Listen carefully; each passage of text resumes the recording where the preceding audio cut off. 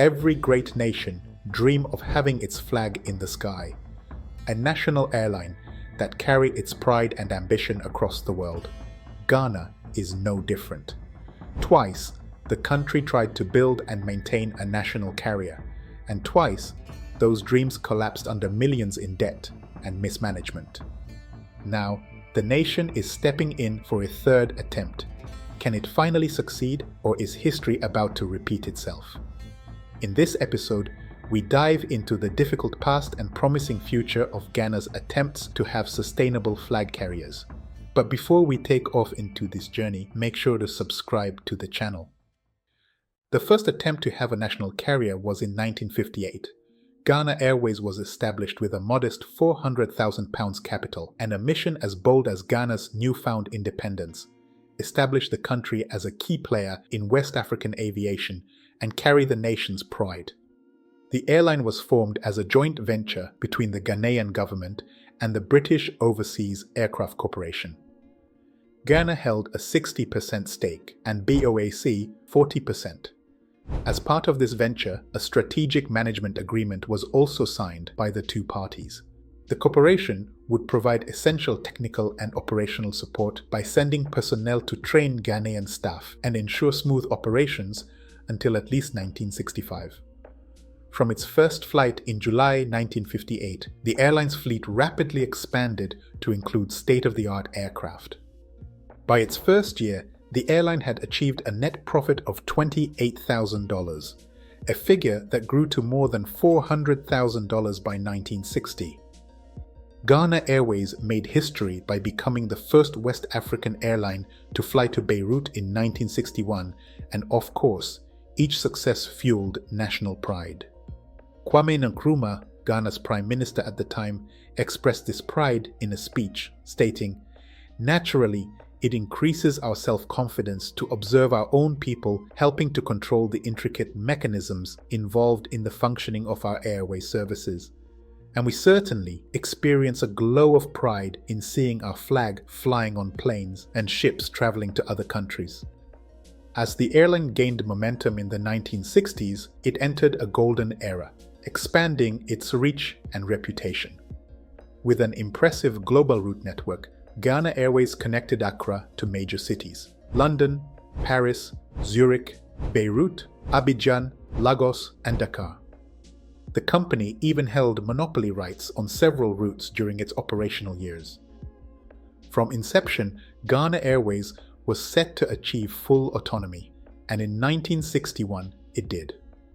The airline bought out the remaining shares of the British Overseas Aircraft Corporation and ended their strategic management agreement in favor of Alitalia.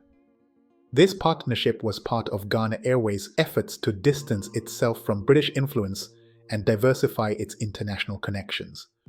However, this decision introduced its own set of challenges. For starter, the agreement was seen as problematic by BOAC, leading to further deterioration of relations between Ghana Airways and its former partner. Then, competition in the aviation industry intensified. Private airlines started to emerge, offering more innovative services and better customer experiences. Ghana Airways began to face pressure to keep up. As the 1970s and 1980s unfolded, the challenges began to compound. Financial mismanagement, inefficiencies, and political interference all crept into the airline's operations, chipping away at its once strong foundation. It is hard to believe, but Ghana Airways cycled through 39 CEOs in 40 years. The airline never had the stability it desperately needed. Every year came with new plans, new priorities, and a different long-term strategy, if any. Now, there was a growing sense that the glory days of Ghana Airways would not return. By the early 2000s, the airline's debt had ballooned to $150 million. Additionally, an audit in 2003 revealed alarming financial irregularities. It was now clear for everyone that Ghana Airways wouldn't be able to survive. In a desperate bid to keep the company alive, the government entered into an agreement with British Midland to create Fly Ghana Limited, which was intended to eventually merge with Ghana Airways, but the agreement never materialized. The following year, the US Department of Transportation banned Ghana Airways for operating unsafe aircraft with expired licenses, forcing the cancellation of its lucrative US routes to New York and Baltimore. This kicked off a vicious cycle for the company. Stranded passengers, seized aircraft, and chaotic operations became the norm. And so, unable to keep up with debt repayments, Ghana Airways stopped flying in 2004.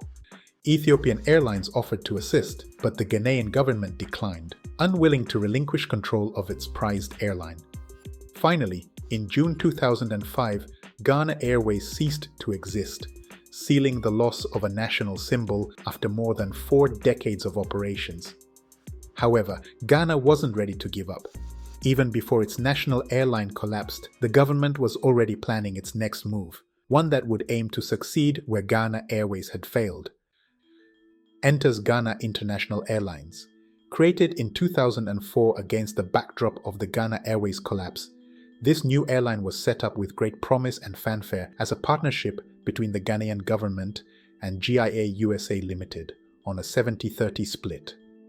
The agreement was clear. Despite its majority stake, the government would not control the airline to give it the best chances to succeed.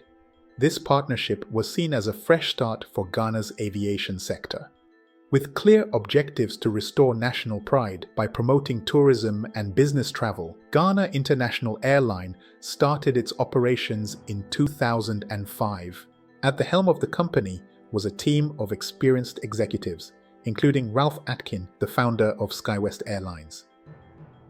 The new venture also had multiple agreements with carriers like Continental Airlines, Kenya Airways, and South African Airways, poised to build a strong regional and international presence.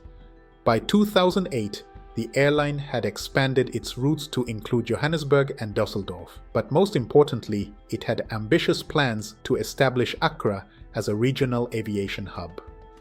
However, despite the early optimism, Ghana's new airline faced significant operational hurdles almost immediately after launch.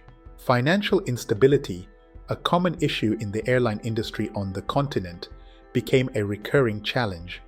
The airline needed $55 million to take off properly, but only $7 million was ever provided. In a surprising turn of events, the Ghanaian government moved in and seized control of the airline, claiming that GIA's management team had withdrawn $1.9 million from the airline's accounts without proper approval. Was this a breach of the agreement? GIA USA certainly thought so. A bitter power struggle erupted, pushing the dispute into court. Mediation failed, lawsuits followed, and the case landed in the International Court of Arbitration in The Hague. At the same time, customer frustration grew as flight delays, cancellations, and overbooking became the norm, tarnishing the airline's reputation. These conflicts created a lot of instability and diverted critical resources and attention away from addressing the airline's mounting operational challenges. As Ghana International Airlines stumbled, competitors took advantage by offering better services and solidifying their foothold in Ghana's growing aviation market. By 2008, the weight of the airline challenges had become almost unbearable. The airline had been constantly running at a loss and required a monthly government subsidy of $1.5 million to continue operations. As of December 2008, with mounting debts and no clear pathway to profitability, the total cash injections from the government into the airline operations amounted to $52.3 million. With fewer passengers choosing it to fly, revenue streams dried up and its financial position deteriorated further. In October 2009, the government decided to withdraw its monthly subsidy, which led to the airline winding down its operations. The end came swiftly and unceremoniously. In 2010, Ghana International Airlines ceased operations, bringing an abrupt close to its 5-year struggle. Surprisingly, the legal disputes among its shareholders remained unresolved years after the airline's death. And so, here, Ghana found itself again. Less than a decade after the collapse of its first attempt with Ghana Airways, the fall of Ghana International Airlines marked the second failure to have a viable national carrier. Was this proof that Ghana did not have the ability to operate an airline sustainably. This realization forced the country's aviation sector in a 12-year hiatus to recover from the blow to its credibility. But the Black Star dream is resilient. History had repeated itself, but this time it would be different. The country would learn from past failures and soar to greater heights. After more than a decade of empty skies, Ghana dared to dream again. Enters Ashanti Airlines. In 2022, the airlines was selected as the preferred bidder to establish the country's new national carrier. Backed by local business magnates Osei Kwame and Ernest Sarpong, the airline outcompeted international aviation heavyweights such as Ethiopian Airlines and Egyptair to earn the role. The nation's skies could once again be claimed by a Ghanaian carrier. However, the announcement of Ashanti Airlines' selection as the pillar of Ghana's aviation future was greeted with cautious optimism. On one hand, the initiative was a bold promise to revive the nation's position as a key player in regional and international air travel. But on the other hand, the ghosts of Ghana Airways and Ghana International Airlines cast long shadows. Many experts pointed out Ashanti Airlines' lack of experience in the aviation industry, sparking debates about its capacity to navigate the complex and volatile airline business. Despite these concerns, the government's vision remained clear. The airline proposed a layered approach to operations, starting with domestic routes connecting major cities like Accra, Kumasi, Tamale, and Takoradi. From there, it aimed to expand to regional hubs in West Africa, Lagos, Abidjan, and Lomé. And finally, long-haul flights to London and New York are envisioned as the crowning achievement. However, as soon as the plans were laid out, challenges surfaced. Industry insiders questioned whether the timelines were realistic, especially in a post-pandemic world where market dynamics had shifted. As of February 2025, Ashanti Airlines has yet to take off. The launch date passed unceremoniously, and the airline remains in the pre-launch stage, securing aircraft, finalizing regulatory approvals, and addressing financial and operational uncertainties. Despite these setbacks, the Ghanaian government has reaffirmed its commitment to develop its aviation sector. Zotus Group, a UK-based investment firm, was announced as Ashanti Airlines' financial and operational partner. This partnership promised significant funding and operational support for the new national carrier. Unfortunately, the partnership has missed multiple takeoff dates, including those promised by the government. While the vision of a national carrier remains compelling, due to its history of failures, it is normal for Ghanaians to feel a blend of hope and skepticism. The promise of Ashanti Airlines still carries weight, but with every passing month, the tension between anticipation and defeat grows. In its aviation sector, Ghana has struggled to balance ambition with practicality. Will the story of Ashanti Airlines culminate in success or fade into yet another unfulfilled promise? Only time will tell. For more stories like these, check out our dedicated playlist about other African airlines here. Thank you for your time, and thanks for watching.